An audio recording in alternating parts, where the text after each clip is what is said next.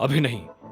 जब तक चीजें साफ नहीं हो जाती तब तक किसी को भी भनक नहीं लगनी चाहिए कि टाइगर लौट आया है। मोंटी जो कर रहा है उसे करने दो, अकरम ने कहा। इतने में अभिनव ने कहा, चलो मैं निकलता हूं। अकरम, तुम्हें याद है ना, मुझे कल से एक नई नौकरी। हाँ हाँ, तुम कल ऑफिस आ जाओ, मैं अपने सेक्रेटरी को बोल दूंगा, तुम्हारा काम हो जाएगा। ये सुन अभिनव ने अकरम और बलराज से हाथ मिलाया और वो बाहर आ गया। उसने अपने जाने के लिए एक कैब बुक कर ली थी। जैसे ही वो कैब में बैठने वाला था कि इतने में अकरम भागते हुए उसकी तरफ बढ़ने लगा। अभिनव ने देखा उसके हाथ में कुछ था। इतने में अकरम पास आया और उसने एक छोटा सा बैग अभिनव को थमा दिया। इसमें क्या है? वही शराब जो हमने होटल में पी थी। अपने सास ससुर को पिलाना। उनकी पूछतों ने भी कभी इतनी महंगी शराब नहीं पी होगी।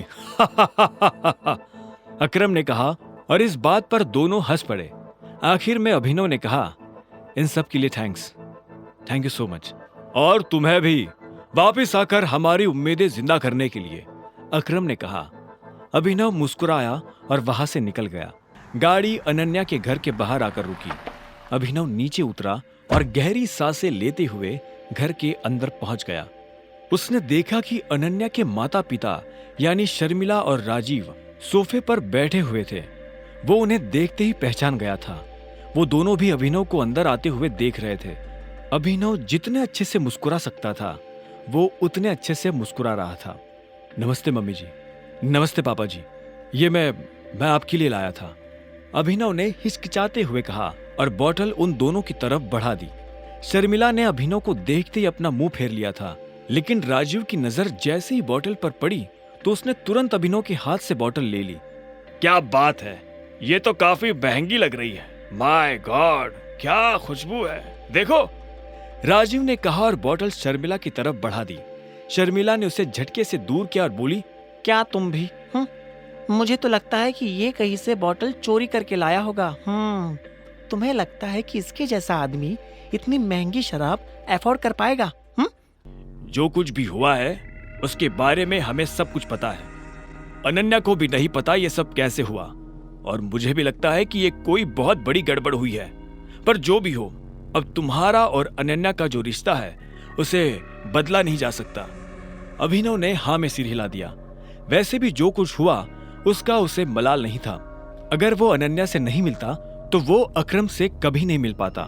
साथ ही वो बाहर की दुनिया में अनन्या का नाम भी खराब नहीं होने देना चाहता था। ऐसे में वो भी नहीं चाहता था कि ये शादी टूटे। राजीव ने आगे पूछा, तो तुम काम क्या करते हो?